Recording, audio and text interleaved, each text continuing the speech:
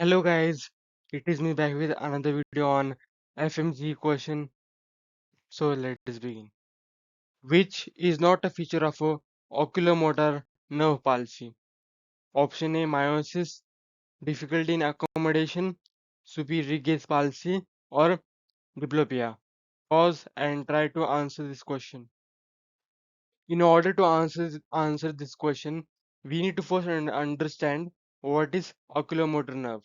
So oculomotor nerve is also known as cranial nerve number 3, and and it directly comes from the brain and control various functions in head and neck.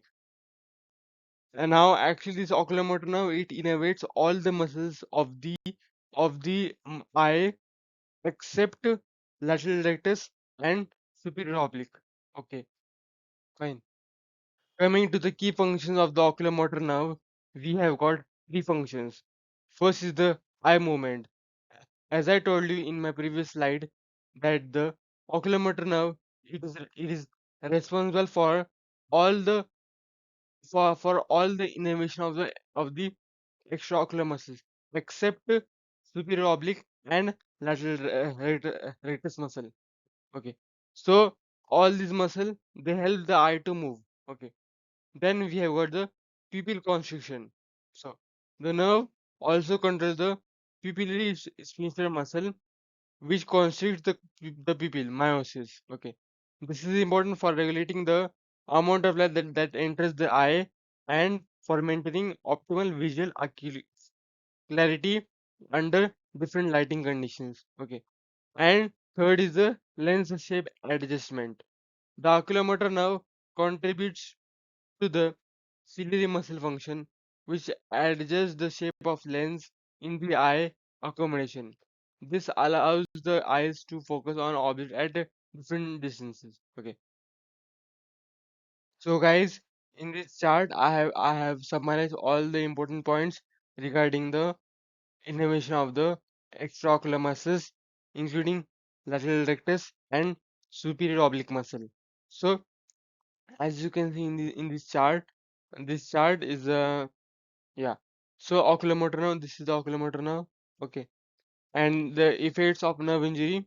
So there is in case of complete oculomotor palsy, paralysis of extraocular muscles, we see the process that is called the drooping of eyelid, downward and lateral gaze deviation, which we also call as a superior gaze palsy, and diplopia, double vision.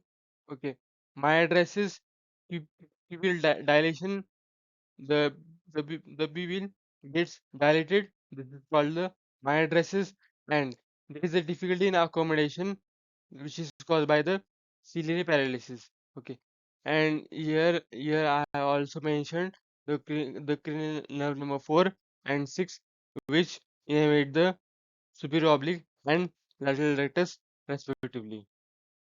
So, if there is injury to the oculomotor nerve, we can get uh, difficulty in eye movement control. Okay, and the causes of damage include the head trauma, compression, inflammation, and certain medical conditions. And symptoms of oculomotor nerve dysfunction may include double vision, diplopia, difficulty moving the eye in certain directions, and enlarged or poorly responsive pupil, mydriasis, and problems with focusing and accommodation. Okay, so guys, which is not a feature of oculomotor nerve palsy, it is meiosis. We see mydriasis. Okay, there is a difficulty in accommodation. There is a superior gaze palsy, which we also call as a lateral gaze or downward gaze palsy, and we see the diplopia also. So the correct answer to the question is meiosis. Okay, thank you guys and bye.